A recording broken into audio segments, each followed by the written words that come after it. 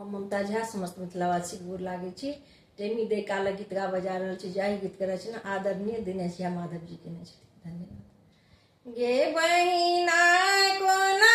कसब दर्द कइल कोर गे टेमी दागल मोर गे ना गे बहिना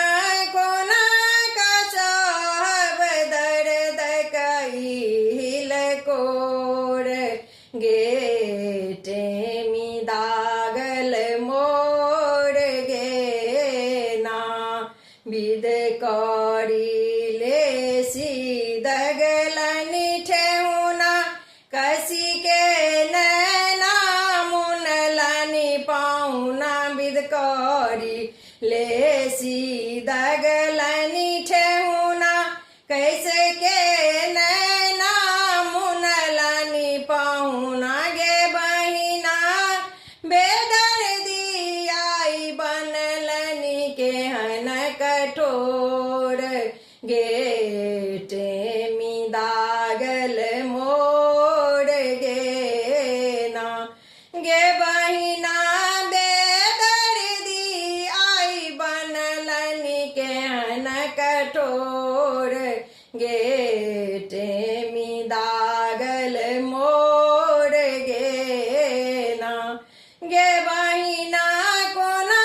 कसब दर्द कइल कोर गे टेमी दागल मोर गे ना जहि सजना लेल व्रतई ठनलौ गौरी बिसहरी के हम पूजलौ जहि सजना लेल व्रतई ठनलौ गौरी बिसहरी के हम पूजलौ गे बहिना से हो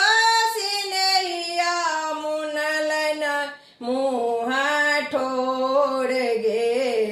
टेमी दागल मोर गे ना गे बहिना से हो सिनहिया मुनलन मुँह ठोर गे टेमी दागल मोर गे ना गे बहिना कोना कसब दर्द कइल कोर गे टेमी दागल मोर गे ना दागल मोर गे ना टेमी दागन के ई विध विधान मिथिला के छै रीत पुराण टेमी दागन के ई विध विधान मिथिला के छै रीत पुराण गे बहिना मन प्रसन्न आनैना में छै नोर गे टेमी दागल मोर गे ना गे बहिना मन प्रसन्न आनैना में छै नोर गे टेमी दागल मोर गे ना गे बहिना कोना कसब दर्द कइल कोर गे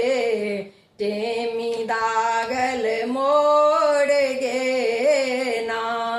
माधव हे सखी कैलनि गान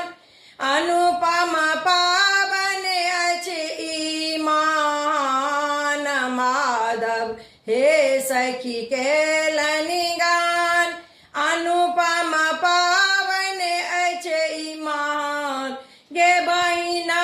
उमड़ल उड़िया नंदक छैल कोर गे टेमी दागल मोर गे ना गे बहिना कोना कसब दर्द कइल कोर गे